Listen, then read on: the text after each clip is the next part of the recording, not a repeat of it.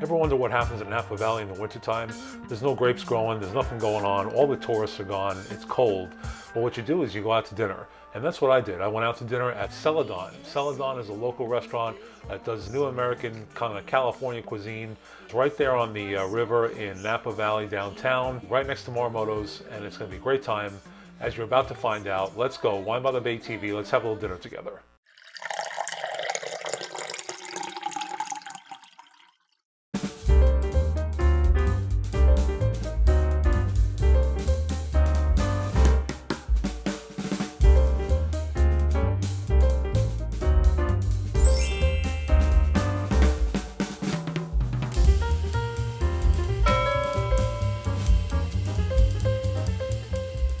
Hello everyone, welcome back to another episode of Wine by the Bay TV. I'm your host, George Bachara. Okay, as I said, we are in downtown Napa today at Celadon.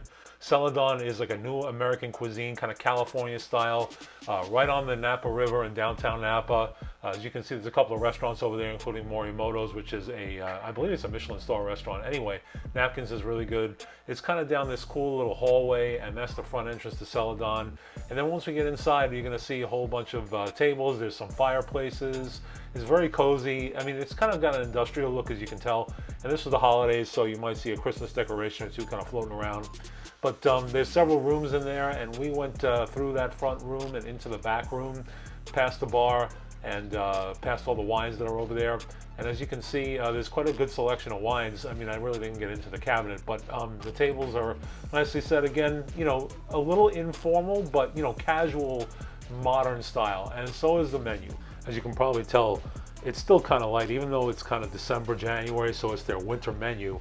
There's some heavier stuff on the menu, and I'm assuming that during the summer, some of those heavier things go away.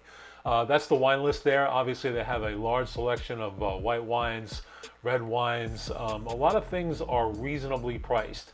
As you notice, there's not too many things over $100 or just barely over $100. Some nice choices. Of course, they have a reserve list too, which we'll get to in just a moment. That's the cocktail list. Cocktail list seems to be kind of fun. Some beers over there as well, and that's the reserve list. Now, that's where you get into more of your heavy hitters. Obviously, there's some cult wines on there, some Italian stuff, lots of good choices. And of course, you can bring your own wine in too, which is what we did. But in the meantime, if you don't want to do that, there's plenty of options for you at multiple price points. I brought in a wine from Anarchist where I work. That's our appetizers. As you can see, we've got the burrata salad and the beef carpaccio, which was excellent.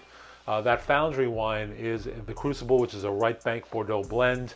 It's got Cab Franc, Merlot, and a little bit of Cabernet Sauvignon, 14.5 alcohol by volume. Dinner arrived, and as you can see, we've got 4 dishes there, well, 2 at a time. The salmon on the left and the chicken, and then that's what I had. I had the pork chop. Megan had the beef short ribs. She had it with the creamy risotto, and it paired really well with that dark red wine. Obviously, everything did except for maybe the salmon. The wine paired really well with the 3 of the 4 dishes anyway. It's got a nice dark color, you know, red fruit and black fruit from the Cab Franc. And it paired really well with, like I say, everything except maybe the salmon. I didn't taste the salmon, so I'm not really sure. But the salmon person had a little bit of Prosecco, so that worked out really well. Don't forget to like and subscribe to the channel, hit the little bell icon, leave a comment, let the algorithm know you're enjoying this video. Okay, unfortunately, here comes dessert. Well, I always say unfortunately, and yet I always order it. So you can see the nice dessert menu. They also have after dinner drinks, dessert wines, grappa, limoncello, that kind of thing.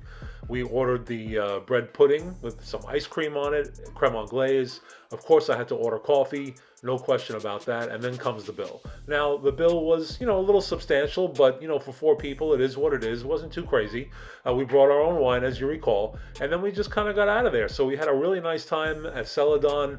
Like I said, in the wintertime especially, there's very little going on in Napa Valley. So you get down to downtown, go near the river, get into Celadon, hang out near Morimoto's, have a great time. Thanks for watching this episode of Wine by the Bay TV. Watch the next episode, and we'll see you again next time.